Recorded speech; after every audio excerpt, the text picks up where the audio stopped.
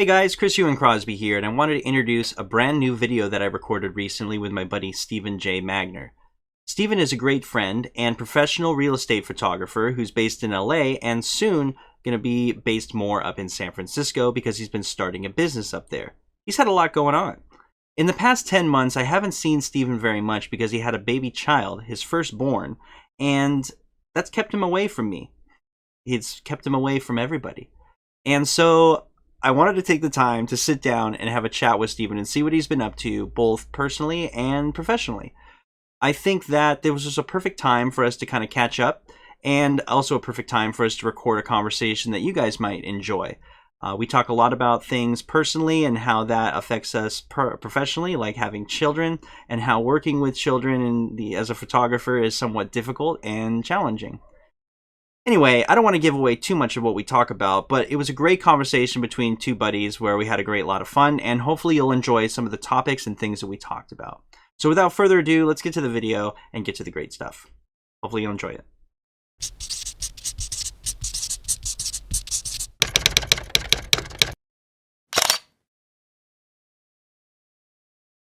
That sucks. You recorded without me. All right, well... What's going on, Steven? Hi. Are we starting now? Sure, why not? Perfect. No.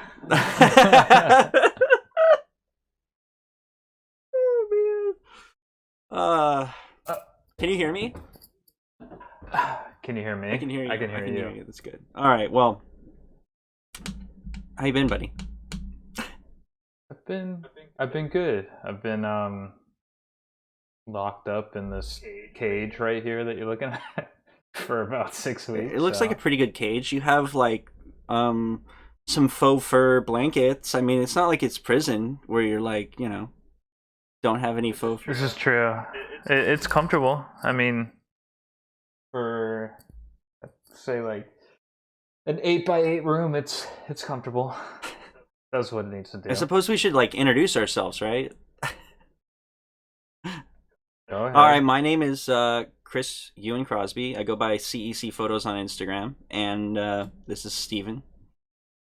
My name is Steven J Magner. I go by Steven J Magner on Instagram. And we are having a little video chat today, mostly because I haven't seen this guy for like 6 months at least since... How old is your kid now? 10 months. Okay, so it's been very long. He just disappeared. And so, yeah, we had this idea to just kind of chit-chat about what's been going on and what we've been doing, and kind of, have a chat with you guys, I guess. So maybe you guys can get some insight on what we've been doing as photographers and how we've been handling the situation that's going on right now, too, but mostly what we've been doing in the past 10 months. Steven had a baby. Tell me about that. What's life been like with a kid and working and life in general, the change? It's definitely really different. So my wife and I had our daughter back in June of 2019. And back then we thought we would still be living in Los Angeles for the foreseeable future. But coronavirus kind of expedited that this past month, and we have now moved up to Marin County, which is in the Bay Area. And I've also had to move my business, which is real estate photography, from Los Angeles up to the Bay Area. And it's been a bit challenging while also juggling being I guess, the manny of the house. But it's exciting. It's kind of been the rip the Band-Aid situation. And now we're here living with my in-laws. So how has it been challenging, the move? Just like finding new clients, getting the business up and running, getting the word of mouth, and getting client base up there, or? Yeah, so last year I made like the conscientious effort to start like spreading myself around between Los Angeles and the Bay Area. And I was driving back and forth like every other week, spend a week in Marin, spend a week in Los Angeles, trying to keep like both of those revenue streams going. But what I realized last year was by doing that, If a realtor needed me like tomorrow and I was heading down to Los Angeles, it was kind of rough because chances are I'd never get the phone call back again because, as you know, there's a lot of people that are vying to be photographers. But in the real estate market, unless you're an available photographer, you might as well not even be a photographer. Um, so I guess this year it's been, I mean, this past month it's been interesting because I was, before we heard about coronavirus, I was anticipating going, like doing the same thing all over again, but trying to be more present in Marin. But now I have nowhere to go. So I'm available to the people that have been reaching out to me. And a lot of it has been referral based, which is good. I mean, referral is like the greatest way to run a business. You don't have to do anything. But I've also been trying to do like new marketing plans and a lot of outreach, which is kind of tough because you can't actually go and talk to anybody. Wow, man, you've just been busy, huh? It's some weeks are busier than others. Like I got 2 photo and video shoots coming up next week, which for like compared to this time last year in Los Angeles is very quiet. But considering this is a new client that I never had before, it's great. Like that's been like the really the good part. Like I don't know anybody up here, so I don't get nervous like stepping on anybody's toes. In Los Angeles, I got nervous all the time because naturally there were photographers that helped me get to where I was, but I didn't want to steal their clients, and I wanted to let them know if their clients were reaching out to me by any chance. Up here, I know like one real estate photographer, and he's more specialized in architecture, so the overlap is very minimum. That's good. Going back to what we were saying before about, going back between Los Angeles and Marin, it's almost like you needed a private jet or maybe like the bullet train just to like within a few hours just get back down and do your thing, right? Kind of crazy. I mean, you're. We're back up. Vice versa. I mean, yeah, it's like the round trip is like 12 to 14 hours, depending on how many stops you Right. make. Now, factor in like last year, typically those trips were done on the weekend, so that like I my wife could come with me and my daughter come with me. And I mean, with like an infant child, you're stopping like every like 2 hours to let them stretch and let them eat and all that. Like, and honestly, if it was just photography that I was going back and forth for, there'd be I'd be losing money just on gas alone, gas and time, because realistically, you're losing like that drive is like a 6 to 7 hour drive. You're losing like one day here, one day there. That's like 2 days I could be making money working, photographing houses or shooting video. Yeah, Yeah, yeah, private no, jet would be nice. it's not productive any longer. It's just kind of like, you're ending up losing money in time and in cost of travel, right? Yeah. Yeah, I totally get that. Yeah, and I mean, once you get comfortable somewhere, it's hard to want to go back to where you were. Like, I mean, all of my stuff is back in Los Angeles. Like, I was smart enough last year to basically set up my whole like editing system the same way up here as I had it down there. So I didn't have to worry about like bringing a computer and hard drive and all that stuff. But like all the work that I did down there, like I'm having the hardest time getting a hold of it because I'm trying to build up my portfolio that represents my work in Marin County. And for some reason, all of that stuff is down in Los Angeles, and I haven't been home in 6 weeks. So I gotta go and figure out how to get a hold of all that again. Wow. Yeah, it's time for you to take a little road trip down and figure out a gateway in so you can access it, right? That's great.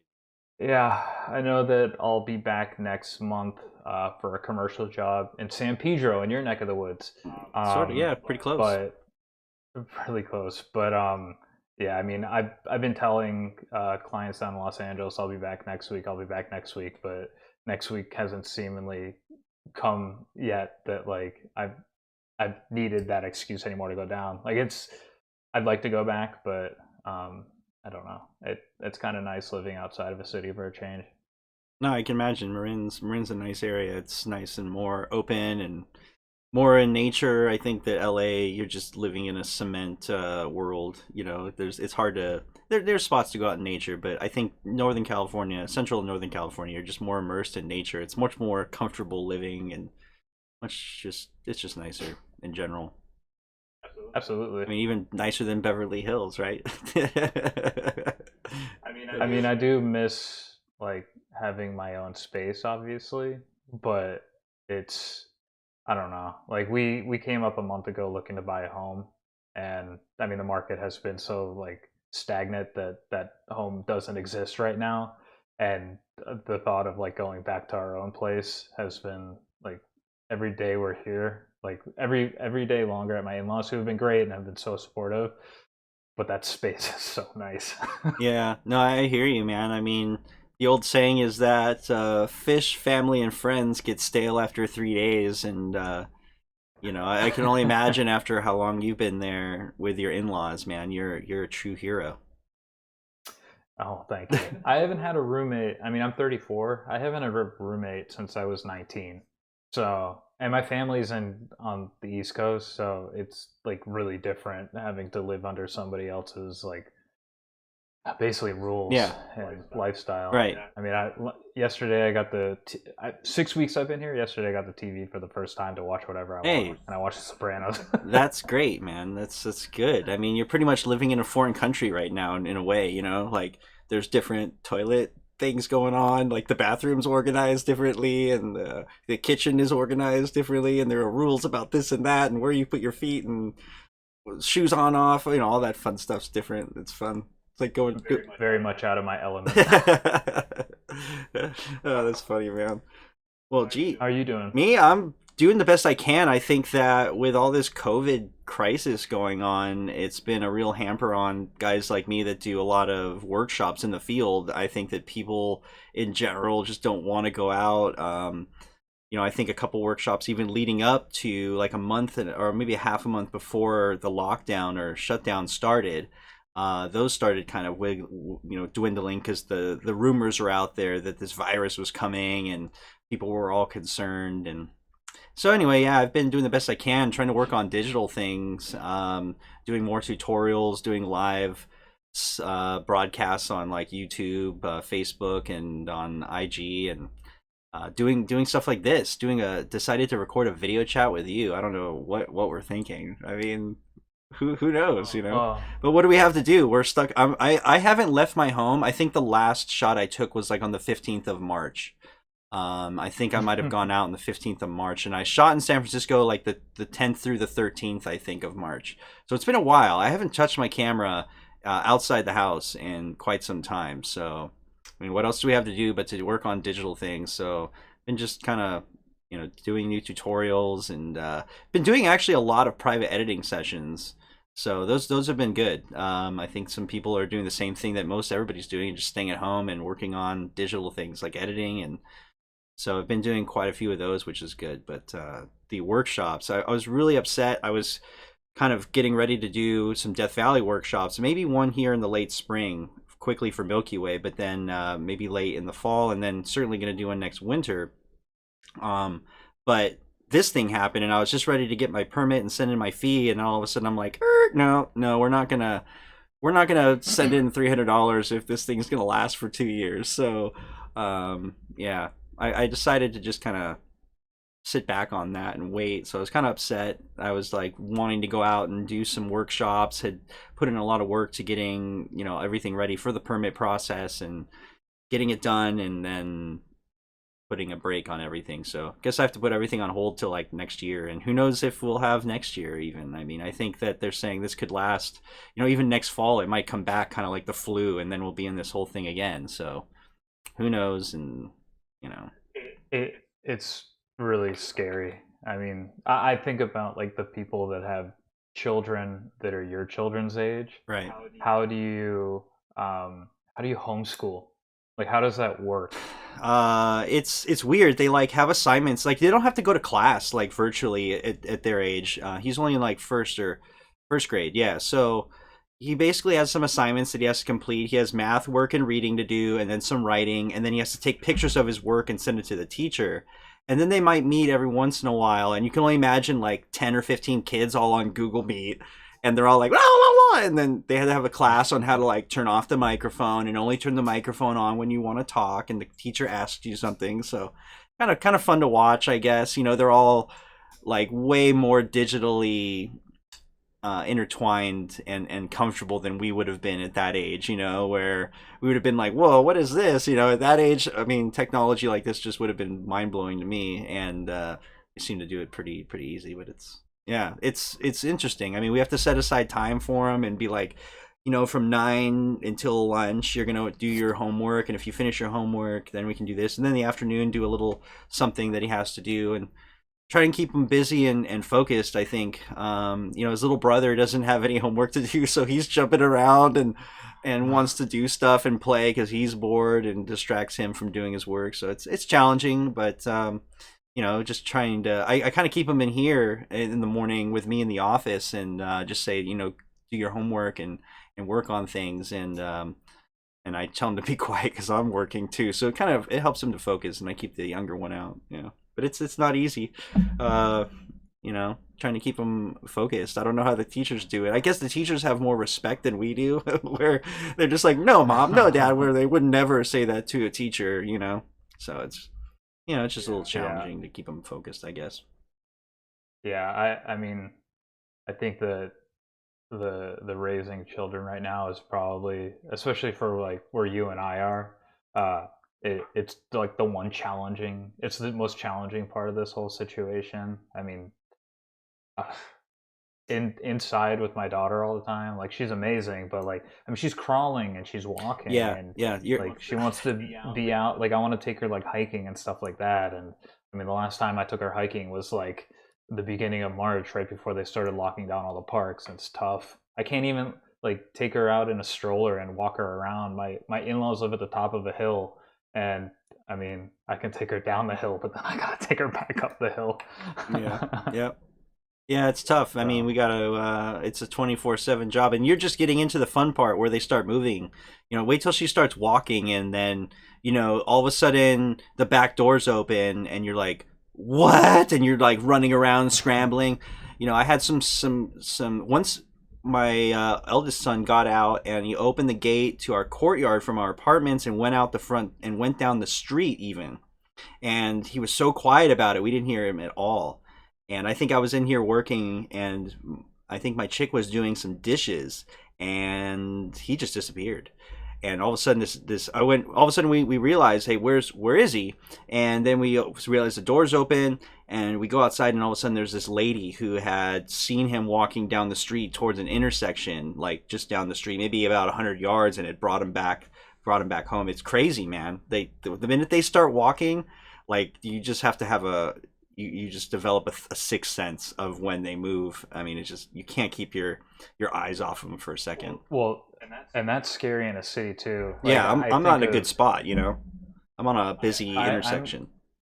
I'm like reminded all the time by my parents. Like, so I grew up in Connecticut, in a small town in Connecticut, and I remember like all the time my dad will bring up, hey, you remember the time that you jumped on Mariah's back when you were 2 years old, and our neighbors found you like 45 minutes later with a dirty diaper on top of the dog? I'm like, no, I don't remember that. But like, I mean, I was an infant, and we had a dog, and I rode the dog down out of the house and into the neighborhood, I guess. I don't know, like a horse, yeah, exactly. Oh my god, I was like, you read Calvin and Hobbes when you were a kid? I was essentially Calvin. Yeah, I did read a little bit of Calvin and Hobbes. I was a little bit of a fan for a few years. I bought a lot of the books, and I got into it for a little bit. But honestly, now that I think about it, I really don't remember anything about Calvin and Hobbes. I have all the comic strips. Like, I loved it, but yeah, I mean, that's besides the point. Tell me about how, aside from the workshops, what else are you trying to do to generate business? Honestly, it's just digital things that I can do with people through the web. So doing webinars where I can talk about certain subjects like seascape or astrophotography, and give slideshows, stuff like that. And then I've been doing live edits where people can come in and join a group and basically ask questions while I do a live edit and kind of show some techniques of how I would complete a photo, and doing tutorials. So pretty much a pre-made edit, not really pre-made, but kind of recorded without any live feedback from anybody, and I just kind of go through and process those photos, and then you can watch them, right? So tutorials, and I wrote a few articles for a few companies. So I've been reaching out to a few companies. Did an article for Shutterbug recently, and so yeah, just trying to find digital ways of doing things. And I kind of enjoyed actually not having the ability to go out and shoot, because I've been able to not be focused on what's the weather doing today and do I need to be shooting sunset all afternoon, and I can really focus on just working and kind of working on a piece of the business that I probably neglected a little bit too much. And it's probably going to end up being a good thing for me. This COVID thing is, it kind of refocused my business a little bit more on things that were lacking this year, and hopefully it'll end up strengthening the business in the back end and going forward. But I'm just trying to be as digital as I can and provide as many services as I can online until I can start doing workshops again, which is the majority of my business is in field work.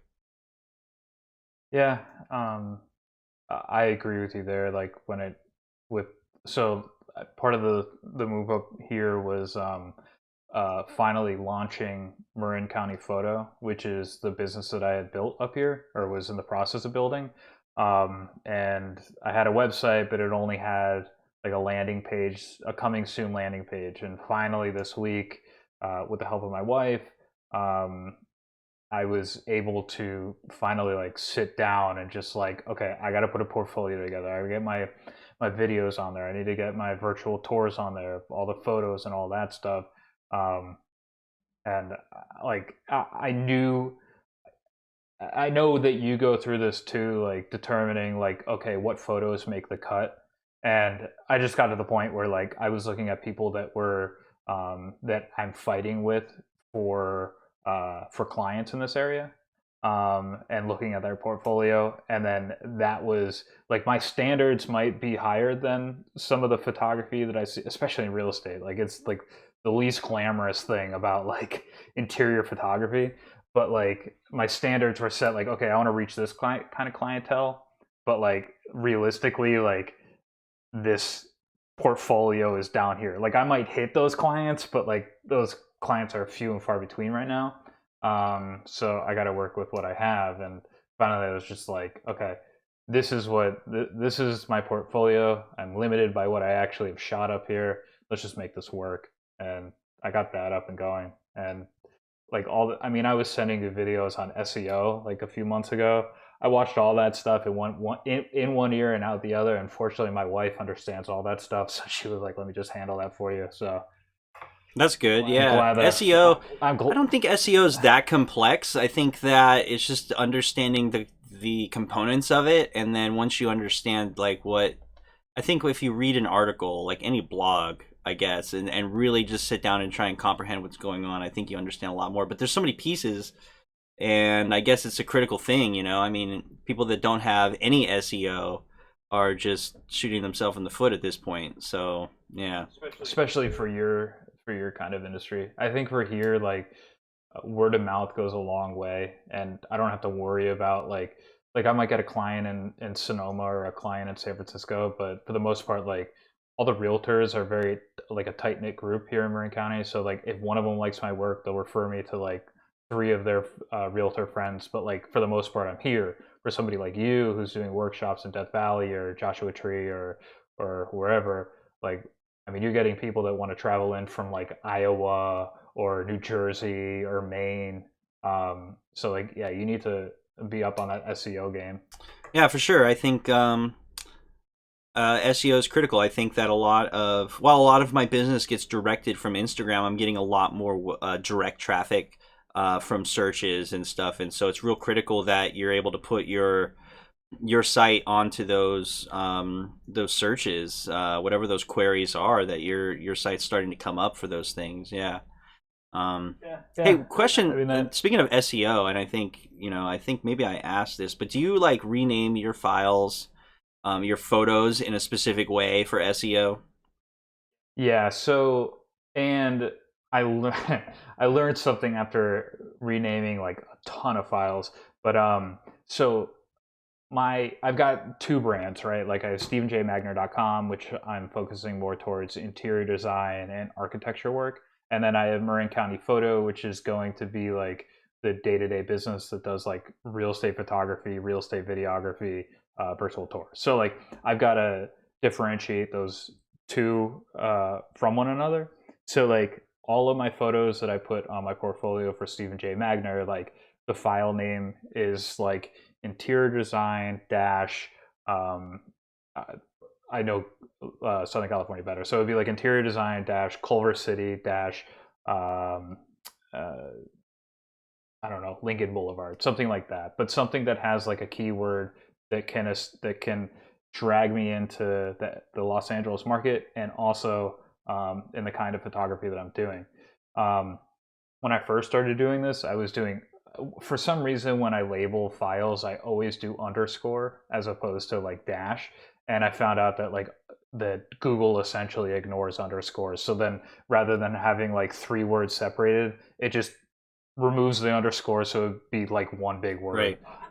So that was kind of So are frustrating. you I had to go renaming back those and files on your computer prior to upload, or are you just renaming them? yes. So you are renaming them prior to upload? Because so in my service with Squarespace, I can rename the file after I've uploaded it, and I usually just Mhm. take the title of, say, for example, the print, as well as where it's taken and what's going on. So, for example, like it might be, I don't know, Magic Morning, Yosemite National Park, sunrise, fog, something like that. Not a lot of Mhm. keywords, but just a few. I think if you over keyword it, then it starts to get bad. But I've been not renaming them on my computer. I've been renaming them basically through Squarespace using the renaming of metadata. So it kind of connects everything. What's nice about Squarespace is that I'm not getting paid for this promotion. I'm promoting it. Look at this.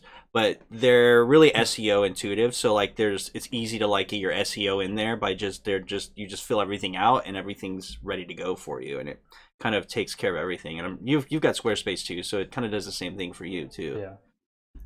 It makes. Ooh, my light turned off. So Uh, I was kind of yeah, curious it because you definitely. use Squarespace too, and so I haven't been renaming prior, and I've just been kind of renaming it once it's up on the site. You know, I'm doing it anyways, just because there's other places that I've been uploading the images to. So like I think it was like format. Like I have a random like other portfolio pages that are free that I upload photos to. That I'm hoping that somehow, like if my name is in the file name, that like I can create a backlink there. I don't even know if it works correctly, but it's just like I don't know. I'd rather have my work out there somewhere, or as many places as possible. Yeah, for sure. I think that's always good. Hey, I wanted to jump back because you asked me a question about what I'm doing during this time to kind of stay busy and to kind of keep money flowing in and pay the bills. What are you doing on your side? I mean, you can kind of go out and shoot properties, I guess, when they're needed, but that's kind of few and far between. Is there anything else you're doing, to kind of stay busy and keep things going? For So I still have clients in Los Angeles that would like to continue to work with me. Um, and unfortunately, because I'm not down there, I can't do any work with them. So I've been outsourcing that work to a couple of photographers that kind of asked me for workshops in the past for real estate. And I sent them work. But the other thing is, like, I mean, the realtors are working with like interior designers, they're working with home staging companies, they're working they don't want to work with most of these houses. Like think about it, like how many people do you want to have come into your house today? Like just your family, right? Right. Yeah, of course. Like maybe one other person, like I don't know, like your brother. Like if your brother showed up, you'd be willing to let him come into the house. Maybe. Like I mean, I think of like people that are selling their homes. Like if I was a realtor, I was like, okay, we need to stage your home, and we need to clean the windows, and we need to get a videographer in there to like. I mean, that's three people right there, plus a photographer. That's four people that could potentially be going in there. So like, what I've been doing a lot of is virtual staging images. And personally, I don't like I don't have the programs to virtual stage. I think you need like programs like Maya 3D and stuff like that. I don't own these programs, but I work with vendors overseas that have done this stuff for me in the past. So I'd say probably right now, like a third of my business has been since I moved up here. A third of my business has been virtually staging images for realtors in Los Angeles, which is like crazy to think. I'd get like one request every 3 months last year. Now I'm getting like three requests a week for it. Wow. So they're basically they have this empty space, and then they need you to kind of fill it in and kind of provide the couch and the decorations and stuff. So that seems Yes, pretty tough. I mean, are you just photoshopping? You're not doing the three like with 3D. I'm not doing any of it. So Oh, like you're sending like it out. I'm yeah. So like a photographer that I've referred a few jobs to recently. He will send me the images that he shot, and then I'll send those overseas to the person that I work with for virtual staging. And I mean, it ends up I don't make a whole lot on it, but it's still like another way for like a realtor to show their house. And I mean, it used to be like you get like two images every 3 months. Now it's like I'm getting like 8 or 9 images. And I mean, if you get like three of those jobs, I mean, it makes up for like one or two shoots a month or a week rather. But I mean, that's more than I was expecting to have right Yeah, now. that's good. I mean, that's I think that, times like this kind of open up new opportunities to you in ways that Mhm. you wouldn't expect, you know. You just kind of have to roll with the punches, I guess, as any small business does, and just kind of adapt to changes. And It, it's definitely interesting. Like when I moved up here, I didn't really know what my game plan was going to be to build this business. I just kind of went with it, and I was hoping to ease it in. But now, since I had to tear the band-aid off, like there's no easing in. It's just go, go, go. So, like the California Association. So first of all, real estate and anything that involves real estate. So um, like photography in my case or interior design. That's all like considered like that's business that's open right now. Like it's considered like okay in the state of California. But I've had to sign releases essentially saying that like if I get coronavirus on site, like I can't sue the realtor or the firm or whatever, or the homeowner. It's like I'm giving up all those rights.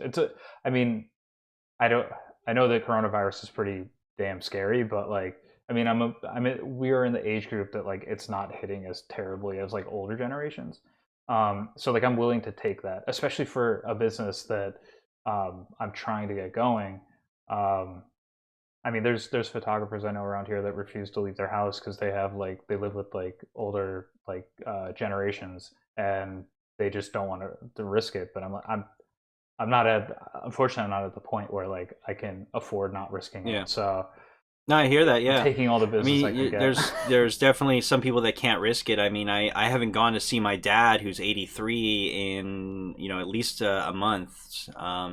Yeah. And yeah, we just do video chats. But I mean, I wouldn't, even though I'm not going anywhere, I wouldn't go visit him just in case I caught it going to the store to pick up, whatever it is. I went to go pick up margaritas last night. I mean, I could just have gotten it off the bottle.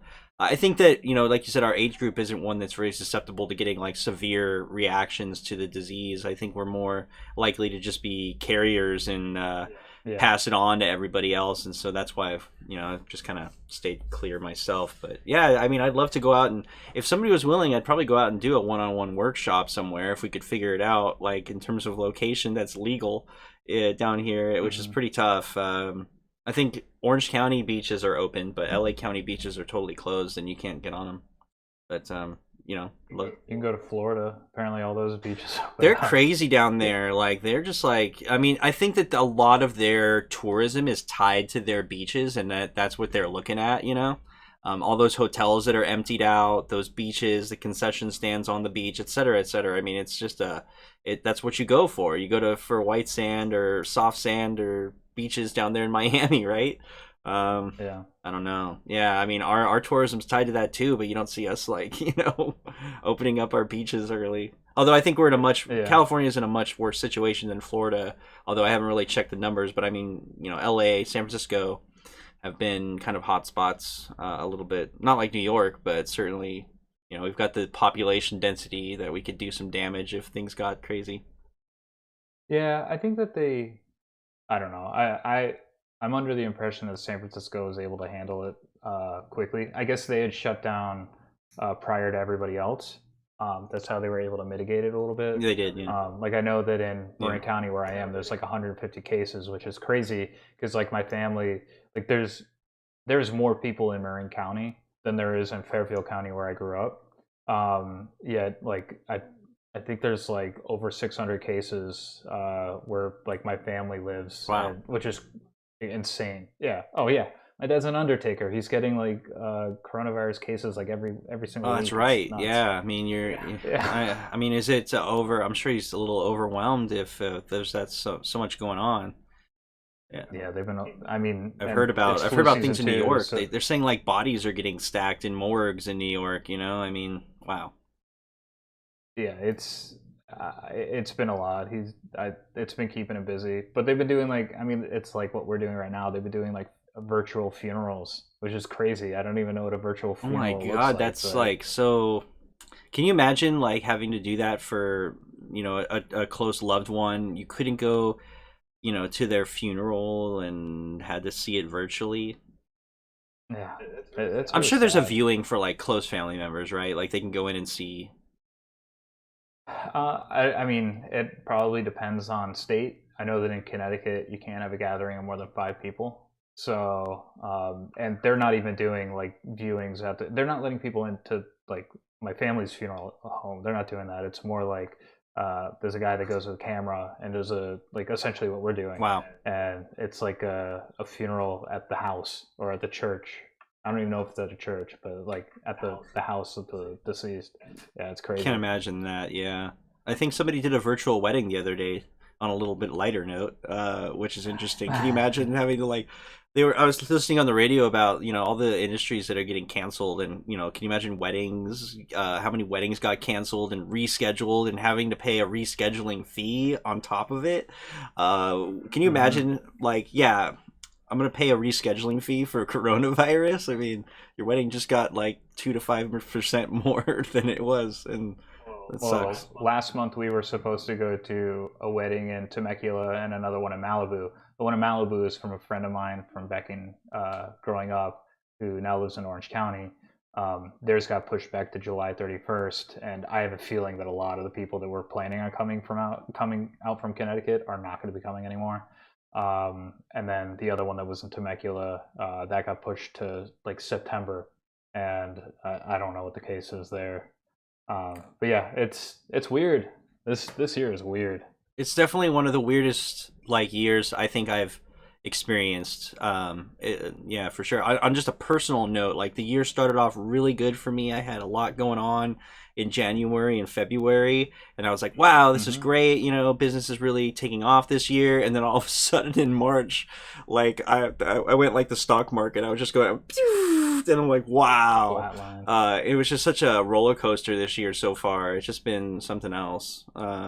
January was, I mean, I had such high hopes after January was my best month in real estate photography since I started 3 years ago. And typically January is like the worst month for real Right. estate. So I thought something was going to happen. I was like, there's no way I can leave Los Angeles. Like, this is too good. February was a little bit slower, but then March just flatlined. Yeah. And I was like, you know what? This, as much as this sucks, like, it's the perfect time for me to just, I mean, we're looking to move up here. It's a perfect time for me to just bite the bullet and make the transition. Yeah, So, that's good, man. It is a good time to do it if you can. Get yourself yeah, situated so when this all comes over, you're out there rolling.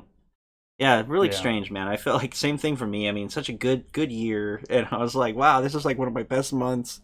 And usually January, February, like the winter months are kind of slower months for me at least, and I think the spring and summer months are really strong for me because there's just more Milky Way going on and etc. And so I was happy. I was like January, February, all right, off to a great start. And yeah, flatline for sure. Well, with the lack of people driving around in Los Angeles, maybe you Dude, can just it is awesome. get the And let me Milky tell Way you from your how roof. good traffic in LA right now is fabulous. I mean, just awesome. It's like driving at 2 a.m. all the time. It's just so great. I mean, you could go anywhere you want in rush hour, and except for like the like weird arteries downtown, I guess maybe like some of the busier ones, there's a little bit of traffic. But I don't even know why they have traffic on the radio anymore. There's no traffic. It's like green. It's just wow. It's amazing. I mean, I go places in normal time. Anywhere I've had to drive for like a quick errand, here or there, has just been super smooth. I just love it. I'm like, why can't we all just work from home and go to school from home? And we would like the air is cleaner. I don't know. It's nice in LA right now. I mean, it's gonna be bad when this is all over and it goes back to smoggy and busy. It's been like living in a much smaller city for the last month. It's really awesome. Kind of nice. Huh? It is. It's so cool. Like I'm like, wow, I'd love to drive somewhere right now. Yeah, actually, I've been thinking, speaking of driving, I was thinking about going up and getting some fog soon, hopefully, and that would be a great place for me to go up and not bother or be around anybody and just get lost and hopefully get some pictures. I've been itching to take photos, like 30 days without shooting. And with kids, I mean, you kind of like, you might even enjoy getting out and working at this point because you can take a break and not have to deal with the kids, and it's kind of nice to be able to do that. And so I need to do that soon. Yeah. I need to go out and have a moment of me time. Go to Piuma. That's right. Yeah, I'm gonna go up there. I'm just gonna catch some fog. I missed the sunset the other day because I'm honestly, I've loved this month. I've been so free. There's been no thinking about like, hey, what's the weather doing, and is it a good sunset today, or do I need to wake up for sunrise? I've just been like ignoring all of that. But then again, I somebody texts me and they're like, hey, dude, it's gonna burn, and I'm like, dude, it's like an hour before sunset. I'm not going anywhere. I'm like. But I'm really, I honestly just figured the heck with it. There's no point in going out and trying to chase sunsets to try and figure out where I can legally go, which is like nowhere. So I'm just like, I'm just going to be patient, wait it out, work on things that I need to be working on and that are important to keep the business going, and just ignore all that fun in-field stuff until it's time to go out and play again. Although new moon's coming up and I'm ready. I'm ready to go. I want to catch a Milky Way shot one of these nights, so maybe I'll sneak out to Trona. I haven't. Yeah, nobody's gonna bother you out there. That's one spot. Yeah. I haven't shot the Milky Way since I think 2018, which is so. It's totally different now. I let me tell you, it's changed. I mean, you have to go out and see it. It's completely changed from what you would have seen before. It's just, I mean, when you met me, that's all we were doing. Yeah, I think, we were at a point where we could go out and go on adventures and take a lot of Milky Way photos, but I think Milky Way is just kind of, I've gotten a little bored of it, I think, because it's so similar to everything. I mean, every time you go to shoot Milky Way, it's basically the same thing. You have the same sky on top of some foreground.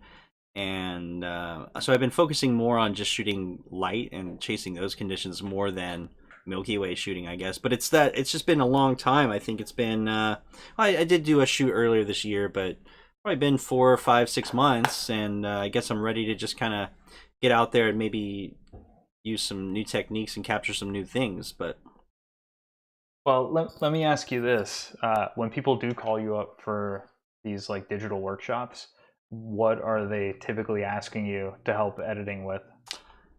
You'd be surprised. It's pretty easy stuff, I guess. I think that a lot of people that reach out to me are in Lightroom, and in general, just don't know how to use Lightroom as they should. And they're using it in a destructive way that's ending up making their photos just not look good. So I ended up doing a lot of work on just how to sharpen an image, how to white balance an image correctly, and then how to have a game plan for how to work in your tone and your adjustments based upon the vision that you have for the photo and maybe what you felt taking the photo.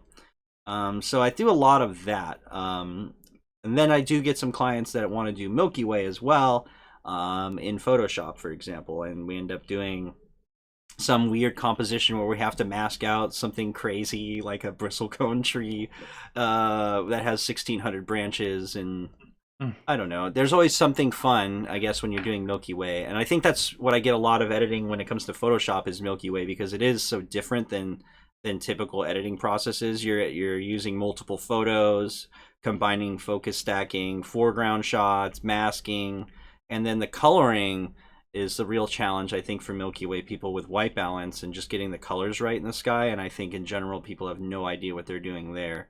They just have no clue on what decisions to make color wise and what to do with it in their skies and in their foregrounds. So yeah, I do a lot of that. It just depends. Usually I cater to whatever my clients need. Sometimes they just want to better say a seascape photo in Lightroom, and other people want to combine a focus stack in Photoshop with maybe even exposure blending and put it all together and mood it out. So it just depends on their level of expertise, I guess, and desires. Do you give like tips on compositions and stuff Yeah, I like think that? that's. I mean, for the webinars, I do for sure. But I think I don't really go too in depth during like an editing thing. But although usually my clients will send me like 10 photos that they maybe want to edit, and we'll choose one. And I usually go through with them a little bit and kind of talk about like, yeah, you maybe should have moved this, and how to maybe capture it better in the field. So that Mhm. we could crop it to make it look okay, but why not just crop that in the field and fix that in the field, sort of thing. But I don't really talk too much about composition when editing, only during like the webinars where I go in depth and show examples of different compositions and how I came about those compositions and what I liked about them and how I decided and everything. Yeah, I think that that's one thing, like in real estate photography. So like my focus has really been interior design. I guess I graduated from the real estate world, and I really want to focus on getting those interior design clients. But a lot of the thing with interior design is like really nailing composition. And I mean, I don't know if you've how often you go on Zillow or if you do go on Zillow, but you repeatedly see a lot of photos that look similar house to house to house, and it just gets so boring, like 16 millimeters super wide, like showing that there's a football field when there's really just like a small little kitchen. Yeah, It gets really yeah, boring. And I mean, I think about like when we would go and shoot landscape all the time, and there was a few photographers out there, I mean myself included because I was such a noob, but like I mean it didn't matter what the composition was. It was like, let's just get this incredible Vern, or let's get this like really cool Milky Way. But like as you mature and start to see the photography world a little bit more, you realize that like composition is king. And I mean, I see photos all the time where people kind of neglect composition for just like getting that killer sunset or getting that incredible Milky Way.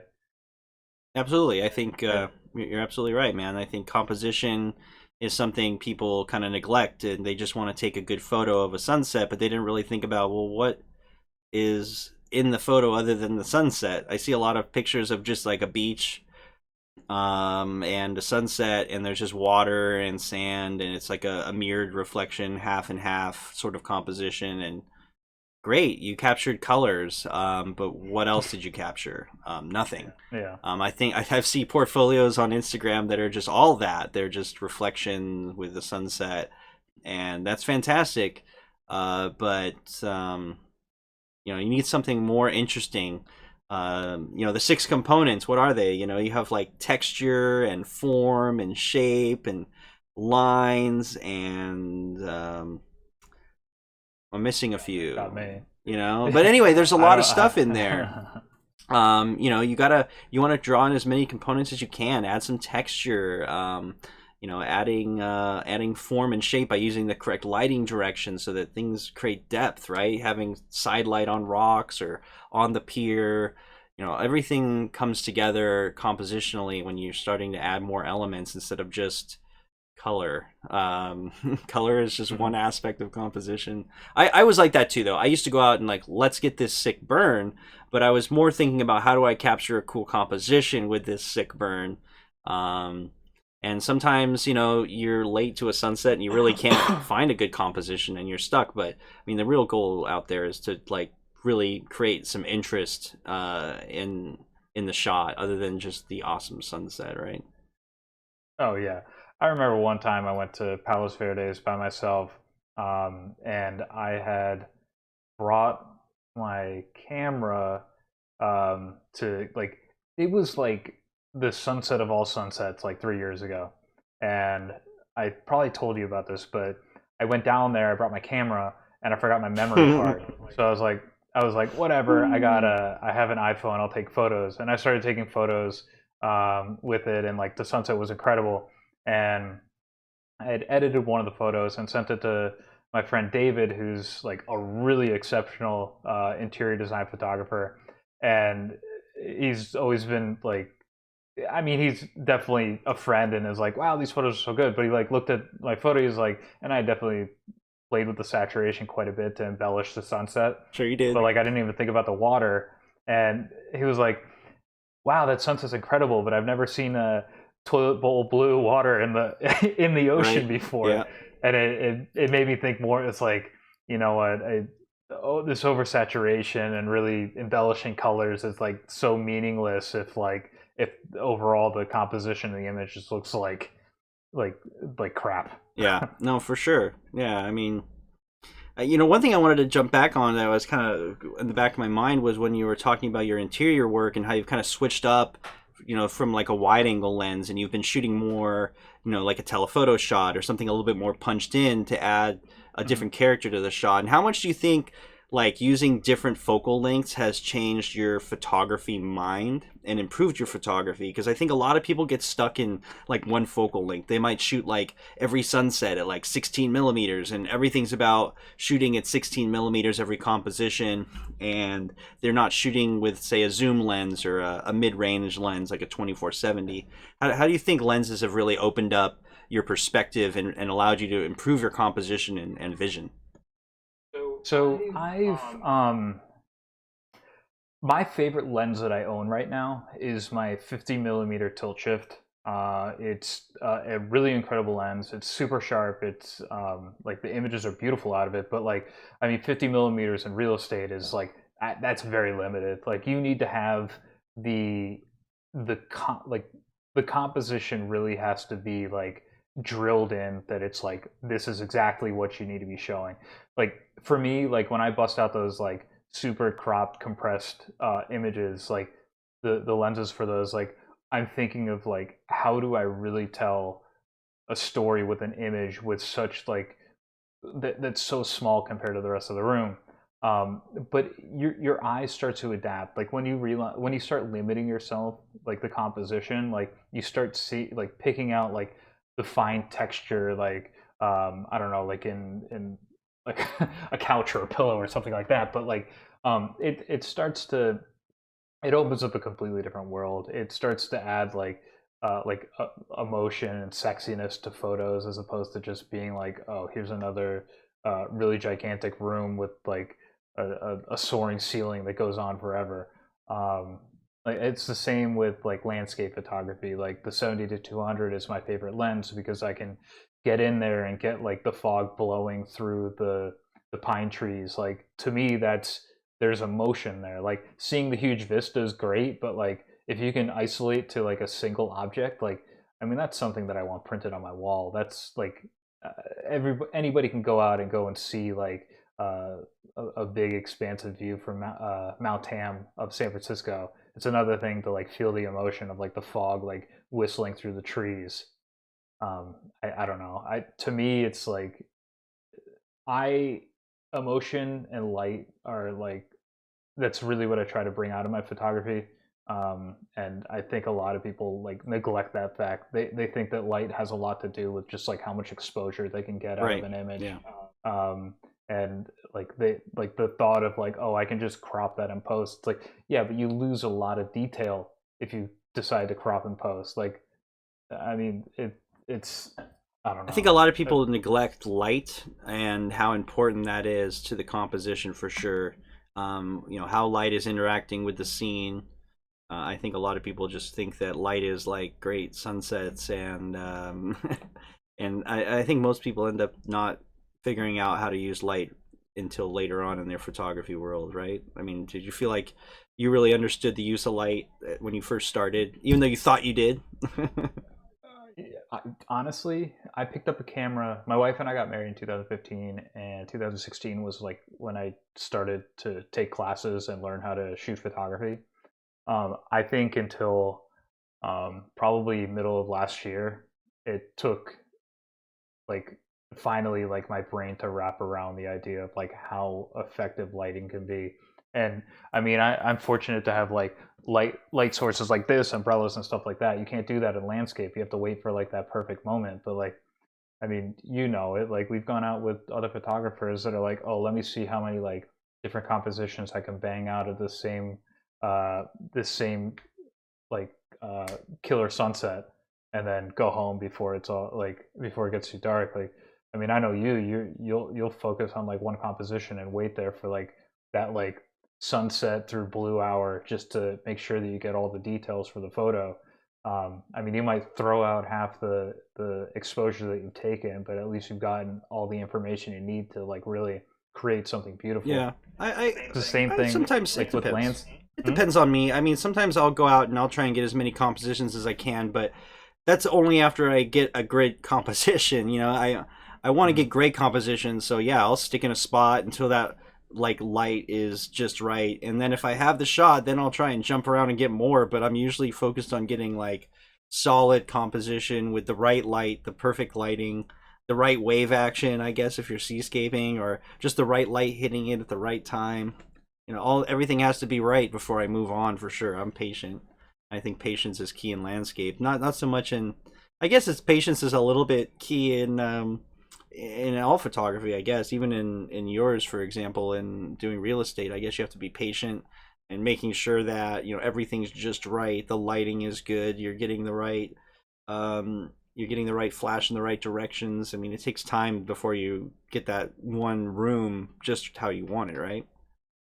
Oh yeah, I mean, for real estate, like it's how many compositions can you get in an hour? That's true. For interior design, it's how can you really like create mood and emotion in a photo? Like, I mean, I've been stuck here for 6 weeks. I've shot my in-laws' living room like 4 or 5 times now just for like practice. Like the same, essentially the same composition each time, but just really like I bought scrims. I have big strobe lights that now turned off again. I've got like all sorts of flashes and I mean modifiers for the light, and it's like all this stuff I'm using so that I can really like. I mean, I probably spend like a solid hour on like images I really care about. If I'm like, obviously, if I'm being compensated for it, like I'll spend like a solid hour just to make sure that like the like nothing is like overlapping too much, that like the composition is like really on point, that the lighting, like whether I'm waiting for like that perfect lighting moment or if I'm creating it with the like soft boxes and all that kind of stuff, like just to really like I mean that's what differentiates you from being like somebody with a camera to like somebody actually being a Right. professional. Yeah. I mean, profession. I think the difference is a lot of it just comes from going for the fine detail of things and ensuring that everything's just right. There's no like Oh, mistakes. Things that are obvious and yeah. I'm sure when you picked up a camera like and started playing with one, like you had a bunch of like relatives that were like, "Oh, you have a camera, you must be a photographer now." And like it's so hard to explain to some people like first of all that it like once you take it really seriously, it's more than just a Yeah. hobby. And second of all, like just because I might own a camera, like I have an iPhone and I can't take a decent photo with that to save my Yeah. life. But like it's like I'm not dedicated to iPhone photography. But with like using a DSLR, like I am so dedicated to like making sure that, like whatever I have like visioned in my mind, like I need to make sure that like I have everything. I can't leave anything out. Um, and I mean, over time, like just the experience and like forcing myself to try new things has really like helped me like I guess gain a competitive advantage when I'm like trying to get new clients and get my name out there. Yeah. It's good. I think trying new things is really helpful in learning more about photography, and it might not be something that you end up using so much in the long run, but there's going to be that one situation down the road where you can pull from that situation, and whether it be, grabbing an awesome shot, in some great location, or nailing a shot in somebody's $1 million mansion, in a weird situation. Those experiences that you had, whether it be like spinning steel wool, or shooting the Milky Way, or shooting portraits, or shooting flowers, whatever it might be, you're going to learn something from all these different aspects of photography that as you learn, right? I'm sure you did a lot of different types of photography. I experimented and did different things. I even did some product shots that I don't really do, try different things to really experience what it's necessary to get those shots, and you end up pulling little bits and pieces out of each of those experiences that end up making your whole photography, I guess, repertoire much larger and more robust. Dude, every experience is a good experience. I mean, I go back to like when we would go shoot with our buddy Tony Wu, Tony and Woo. Tony is a huge proponent of, when it came to Milky Way photography, is like getting everything like nailed in one Right. shot. Now you and I are fans of using natural like light for lighting our foreground, taking long exposure and stuff like that. Like, I mean, Tony will use lighting to bring. He'll use external lights to bring light to the like a dark Right. foreground. Now, I don't employ that a lot, but at least now, like, I have that knowledge of how it can be effective. Like, I mean, there's a lot of that, like, low level light stuff where, like, I think it's like overdone, but that doesn't mean that it's not something that I could possibly use in the future. Right. Yeah. No, those nighttime lighting situations, using a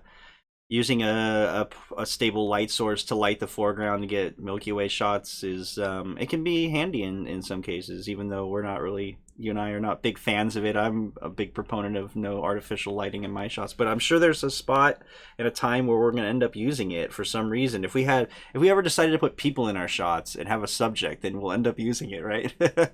And having those things is key. If you might get a chance to shoot some Aboriginal in Australia, and now you know how to light him so that he isn't just a silhouette in your shot.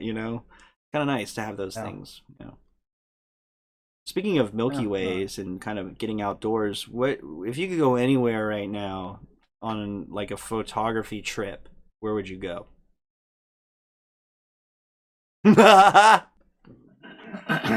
um. You're supposed to say your So, bathroom. um. So I actually have one trip planned right How now. do you? And that's out to. Are you familiar with Pioneer Town? No. So Pioneer Town is out near Joshua Tree, and I had back in January. So, this is a purely architectural and interior design trip that I had booked, but I realized afterwards that it could be much more than that. There's a nice architectural property out there that I booked on Airbnb in January for May, and I had to book it like way in advance because there was no slots that were open for back-to-back days, and it was an expensive property. And I hope I can still go and do it, but it's I'm gonna go out there, and it purely portfolio padding, um, and but it's a nice architectural home, like settled amongst like a bunch of like rocks in Joshua Tree. Essentially, it looks like Joshua Tree with a nice house in there, Yeah, and there's some nice just houses out there for yeah, sure. I can't wait to like attack that property and do it the way that I want to do it. Yeah. And I've got 4 days to really like execute on it. And I mean, I've seen the photos of this property. I mean, there's great photos already on Airbnb for it, but like there's like stuff that I see that I want to do. So I'm looking forward to that. I think though, like if we weren't dealing with this travel issue right now, um, I'd like to go back to Ireland. When I went there 2 years ago, I didn't spend enough time. My wife and I went for 5 days, and 5 days was definitely not enough time for me to go and explore all the places I wanted to Yeah. see. So that's like the international trip that I really want to go and do again. And then as far as like local, um, I'd like to go up to the obviously I'd like to go up to the Grand Tetons and like see places that I haven't been to before. But I'm dying to go back to the Eastern Sierra. I probably when it's come to like the development of my photography, that's where every time I've gone, I feel like I've experienced the most success in my career Yeah. for like landscape photography, and it's just so peaceful and quiet. Like I mean, that time that we did like that Five Lakes hike in Tom's Place or whatever, and shot the Milky Way out there. I forget which lake we were at, but Yeah. I mean that was awesome. That was so much Yeah, fun. no, for sure. I think, I can agree with the Eastern Sierras being an inspirational place. I think just being outdoors, in a spot that's world famous for photography by Ansel Adams, all these locations back there in the Sierras are just fantastic. So, yeah, I feel like every time you go up there, you do learn something. But that's interesting. Ireland, yeah, I feel like 5 days in a foreign country is never enough for anything. Yeah. Yeah. No, Ireland's really cool. It's my opinion on going back there might change because Marin County reminds me a lot of Yeah, it Ireland. is. Like, I mean, it's always overcast. It's always like relatively rainy. But I don't know. I just fell in love with it. The people are there are so friendly, and I love lighthouses. And Faunad Head Lighthouse on the north coast is the coolest Hmm. lighthouse I've seen. To go over. Have to go over to Ireland. You have to. Yeah. So I don't know. For me, I kind of want to do Glacier National Park this summer. I'd love to go up there and spend like a week or two just kind of hiking and exploring. I've never been, so definitely need to go out and scout it. I mean, lots of areas to scout out there. I also want to do Utah.